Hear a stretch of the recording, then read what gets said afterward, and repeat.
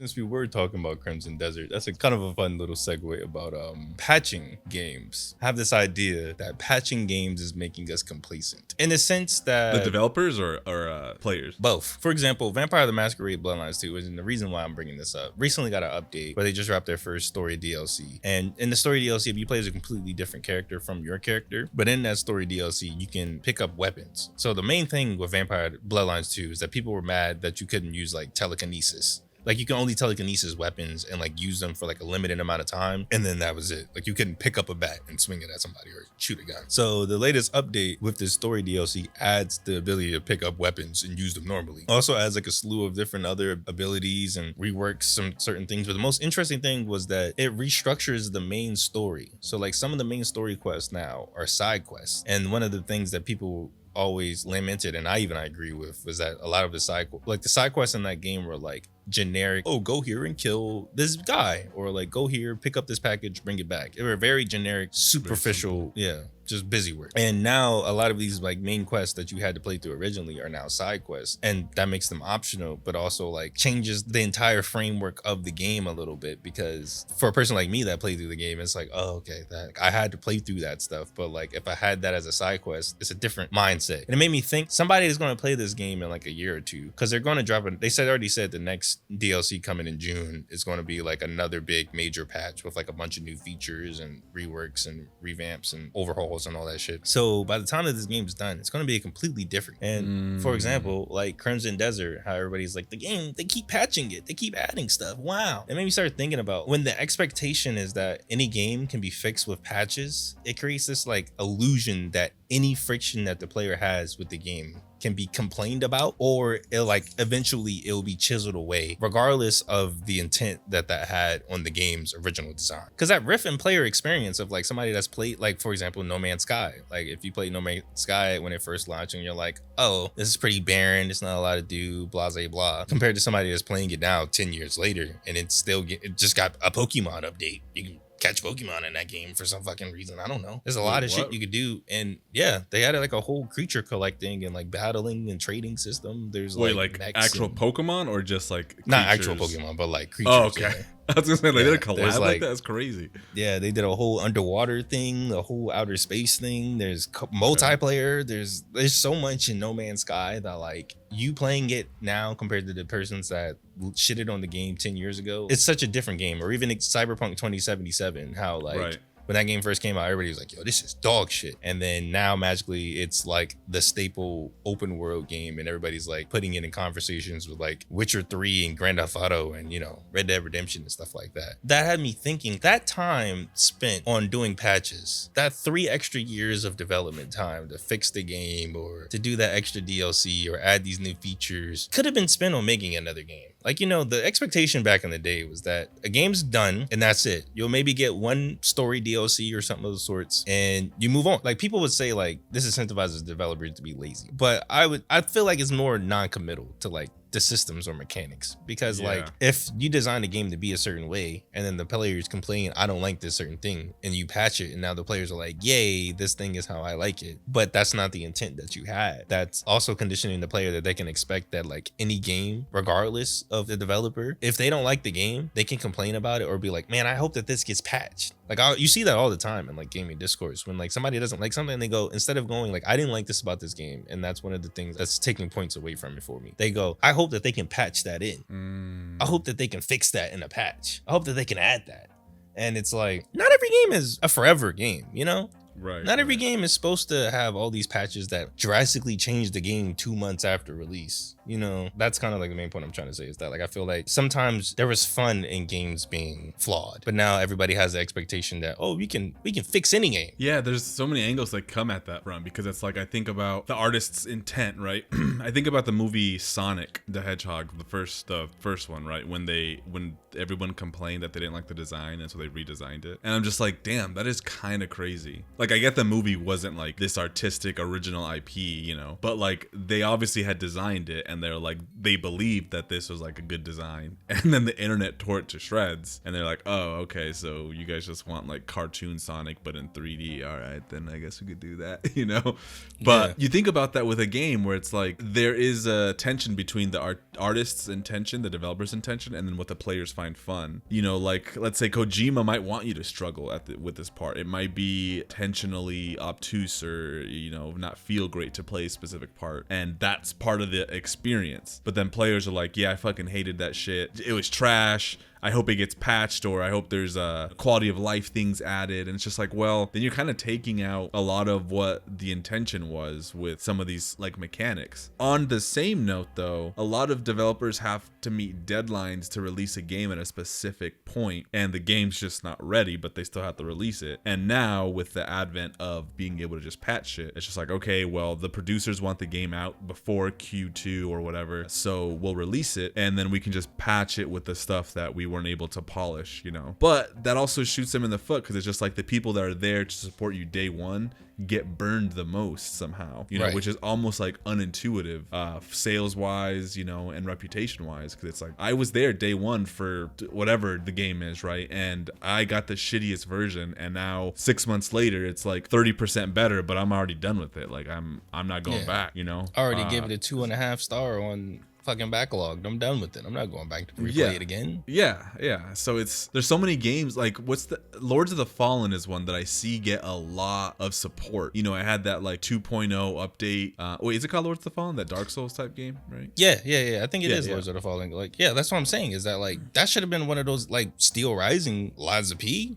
Those didn't get a bunch of updates where it's like, oh, now we have a roguelike mode. Now we have an update. Now we updated that. It did. Like that's not what every game should be. You know, every game is not a live service game. And I kind of have to point a little bit of fault at live service and MMOs, primarily MMOs. Because I think about, like, for example, BlizzCon, where the guy walks up to them and is like, hey, have you guys ever thought about making like vanilla servers or like classic servers? And they were like, no. Oh, yeah. You remember? And they were saying, like, remember all of these like friction points, like having to like type looking for a group, or they were talking about all the things that they patched out of the game to make the game easier and more accessible. And this guy specifically asking for a version and that had all that friction and all that like unaccessibility. And then they up and release vanilla without that, and it revived World of Warcraft for another 10 years. Yeah, I don't think that players have the best mind about a game, or the best choices, you know, like, and that's why sometimes I struggle with thinking that video games can be art sometimes, because it is such a commodity. It's a service. Like, it has to be fun for the people. Art in its purest form isn't always fun, but like games have to be engaging or else they lose so much money. You know, and people treat them that way too. This game's not fun. I'm not having fun. I'm losing too much or whatever. You know, like, people like a certain degree of challenge. And I feel like that influences what a game can be, because it has to be engaging and fun. Not to say that there aren't games that have succeeded. You know, I think about Red Dead 2, which I feel like, you know, this is always a conversation. Red Dead 2 is like really clunky and sluggish and doesn't feel the greatest, especially because it's locked at 30 frames. And it really like can commit to the full cowboy like simulator aspect, right? And that's not fun for everybody, but Rockstar could just be like, we're not changing that for you. This was our vision. You know, we're gonna keep it. Some people found it fun. Other people just like thought it was just too slow and just too many animations. And it's just like, well, we made what we wanted to make, and we're not gonna be like, oh, you can skip every animation now with this patch. You can double the animation speeds or something. I don't know. Like, they never did any of that, because they were like, no, we patched in 16 new mini games.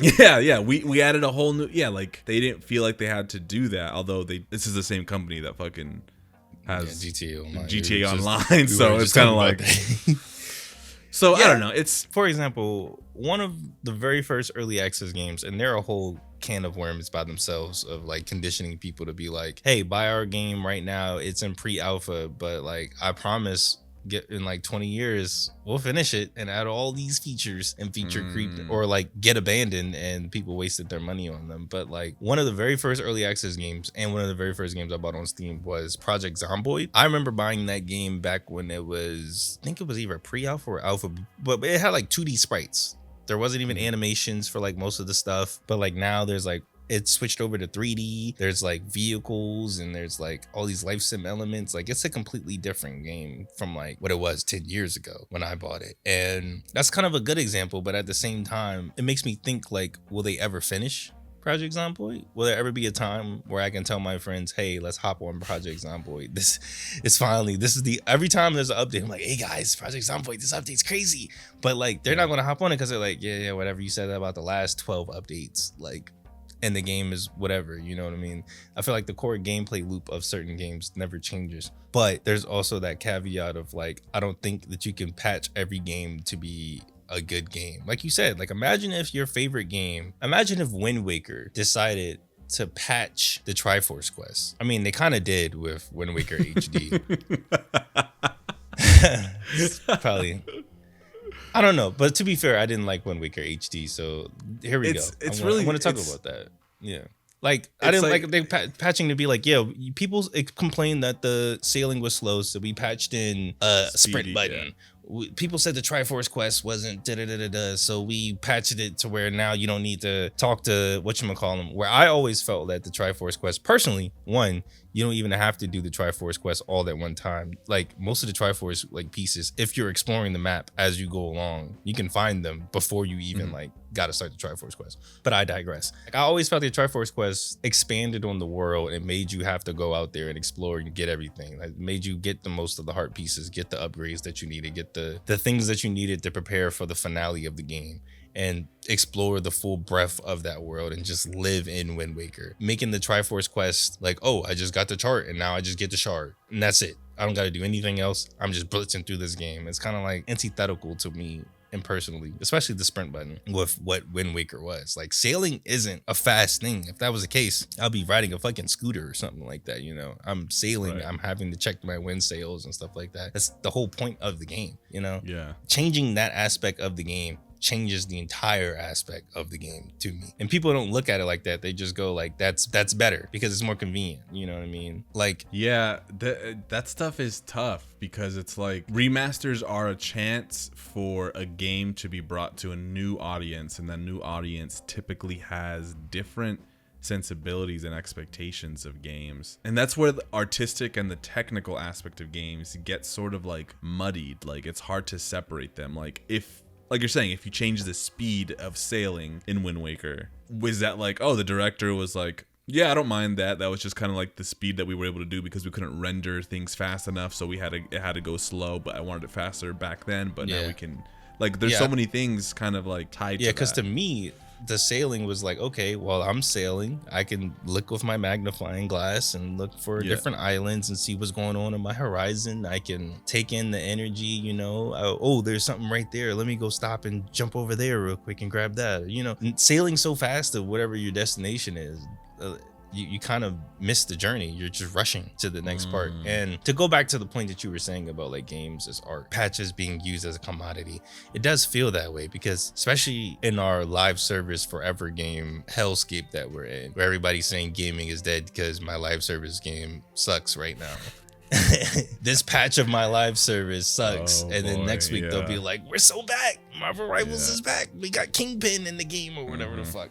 You know, I think that might be like a general cause of where like I have this like apprehension. Games as a service and like live service games in general, like you said, do treat this like a commodity. They do treat this like it's a Spotify, or if it's like just some shit that you just buy from the store. It's just it's a consumable. Like it's just like, hey, like, and people treat these things like that for sure. That's why live service has been allowed to exist and no one's really questioned like certain live service games just like disappearing or like going offline, or it's just like an entertainment service, you know. And for physical collectors like us, it's not. These are like collecting old movies, you know, and it's like collecting it's like a book, you know. It's not something, it's something to be studied in some way. But the patch thing is so interesting because I never fully thought about that, because it is like, imagine it's like, oh, I don't like The Godfather, I hope it gets patched, and then they change the entire experience of the movie, and then it's just like, how this is a whole new movie. But see, that's my thing. Niggas be talking about like real shows like this. Like, remember when like Stranger Things, people were like, there's actually a secret ending to Stranger Things that's completely different. I hope when Attack on Titan finishes, they change the ending. Like, people want retcons and like patches for like non-gaming situations. You know what I mean? Like, oh, I hope with this new season my headcanon is existing, you know, so that we can. That is true. Like people think like this now when it comes to certain things, or like this book is problematic. This old thing was problematic. We should patch out or hide these problematic things, edit these things out of it. You know, that idea of where it's like the artistic merit of that. There's a reason why Adam Driver says that crazy thing in Black Klansman. We can't patch that out. We need that as context. The natural inclination we have to try and change things as they are and not just accept it, like it needs to be changed, you know. But maybe we're getting ahead of ourselves in that, like, it is just games. But I don't know, man, that's what I'm saying.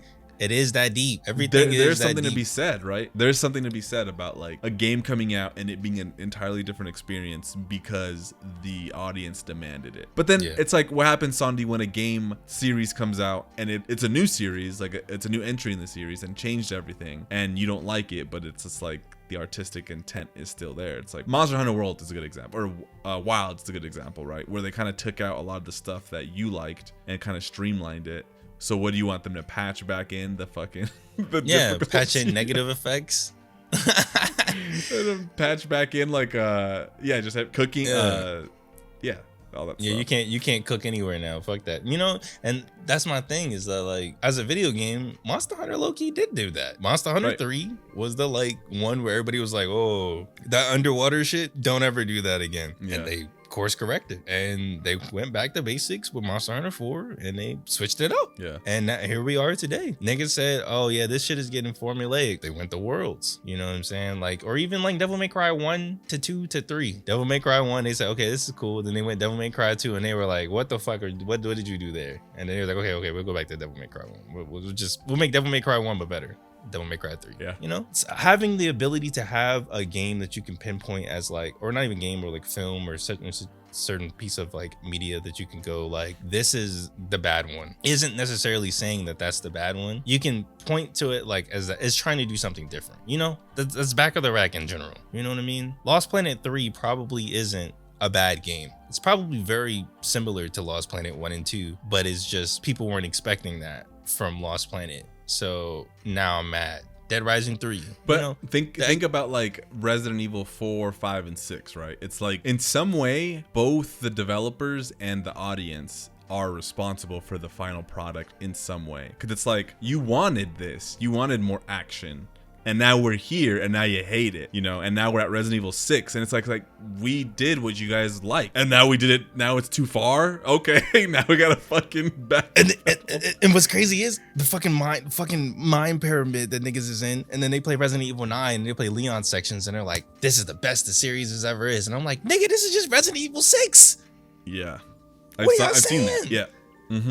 Kind of crazy. And it's with games, because they take so long to make, something like Resident Evil 6 maybe would have been better a couple years earlier, but because it takes 2-3 years at the time now, like development cycles are a lot longer. 2-3 years, opinions might change, or you know, people might feel differently about that. Like, oh, now we have too many third-person high octane action shooters. We don't want. What if Resident Evil 6 is Resident Evil 5? Like, would the perception still be the same? Yeah, like if they instead of 5, they just went straight to what 6 was basically. Yeah. Or I'm sorry. Yeah, from like that jump from 4 and then to HD, and then that's the first HD title is Resident Evil 6. Niggas would love Resident Evil 6. Oh yeah, it'd be super impressive. I do think that maybe the final thing that we like about something, like the final end product, is both a result of all the developers' artistic vision and their budget constraints and their, you know, prerogative to make money off of you, but it's also the audience and the players, the way they've shaped and purchased things that are like similar, you know, because every product is like, oh, we're gonna make this open world because open worlds are big right now, people like that, so that's what we're gonna do, you know. So in some way, players shaped that landscape, and so the end product is both an amalgamation of everything that the developers and the producers make, and then also what people buy, you know, and that's just market economics basically, you know. Yeah. So the end result really is like, well, this is the piece of art that we all made together, you know, with Crimson Desert doing everything it did. It's like, yeah, we just kind of threw in whatever to see what people liked, and people love it, and now it's getting all these patches to improve things, and we're just like, yeah, we're just trying to make the best possible experience for the player. We give a fuck about if it's like this artistic, tight, coherent experience. You know, it's like we're just making things we just want you to play this game forever. Yeah, we just want you to like it and enjoy it, and we're gonna give you guys what you want, and you know, blah blah blah, all this stuff. So ultimately, what you're talking about, this is the product now. Like, you can't really, people wanted it, and this is why it's here. You know, although I guess I'm trying to think of a situation where something was released and someone says like, no one asked for this. You know, there's always those situations. Everybody says that for some shit that they don't like. Yeah, yeah, they do. Yeah. Who asked for this? And it's just like, come on. There's obviously not you, bro. Yeah, likely. Yeah. Like Monster or Horizon, the multiplayer game coming out. Yeah, you know, no one asked for this. It's like, as niggas is playing a Monster Hunter gacha game right now. Okay. Yeah, it's it's like somebody's gonna play it. Yeah, someone's gonna love this shit. They were, you know, so. There's a game called Outward. It's a Souls-like, and one of the biggest things about it is difficulty. Outward, yes, that adventure game, yeah. So one of the very first things is you start out, you walk out your house, and they're like, hey, you have to pay your debt. You have 2 weeks to pay this amount of money. I don't give a fuck how you do it or else. Yeah. And real game time matters. And every time you die, something happens. Like, for example, you can get beat up by like a crab or something like that, and it'll be like, while you were knocked out, some bandits came and looted your body and threw you in a corner. Or like, while you were knocked out, some guy dragged you back to like town and like patched you up. Or like, some slavers came and picked up your body, and like, now you're a slave and you have none of your equipment at all, and you don't know how long you've been knocked out, and then you finally escape the slave camp, get back to town, and it's like, bro, it's been 4 weeks. You can't come back in town again and we'll kill you. Like, you know, I imagine in a world, gamers complain so much about how much friction is in that game that they patch out, oh, when you're knocked out, now you just respawn back at a checkpoint or like a bonfire or whatever.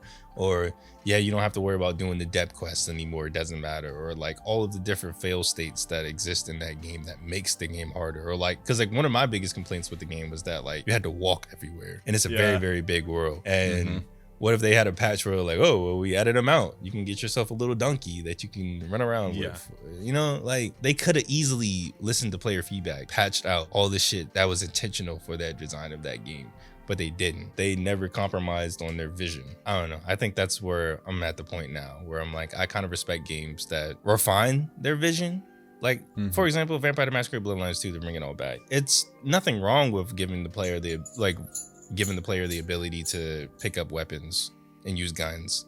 Because, I mean, why not? Who cares? Because it's not removing quests. All it is just changing main quests that already felt like side quests. Like, there's one quest where you have to, like, run, like, an errand for, like, some money and, like, go into, like, the sewers. And it's like, hey, go get my, like, burn book so I can, like, blackmail some people. Completely has no, like, recognition on the story other than, like, increasing your standing with that particular character. And before it was a main story quest. But, like, now it's like, okay, this is a side quest for this character to increase my standing with this character that has outcomes later down the line if I choose it. But once again, I played the game and I had to do all that shit as the main quest. I ain't had no fun side quests. I couldn't pick up a gun and shoot it. All I could do was telekinesis, shoot my shit real fast and walk the fuck off. Like, somebody else playing this is gonna be like, that was one of the main complaints is people kept saying is that I wish I could pick up the weapons. And now you can pick up the weapons. So it's like, all those people that watch Vampire the Masquerade Bloodlines 2 videos and got their opinions from YouTubers, are they gonna go back and patch their videos? No, they're not. Exactly. No, they're not. Unless the patch is like a huge like patch, which it's usually not. Yeah, like and then they can make their video and be like, Vampire the Masquerades is back. Is good. Yeah, it's good now. Is it good now? Click the link in the description and watch the full video now, or listen to us on the go on any podcast streaming app that you prefer.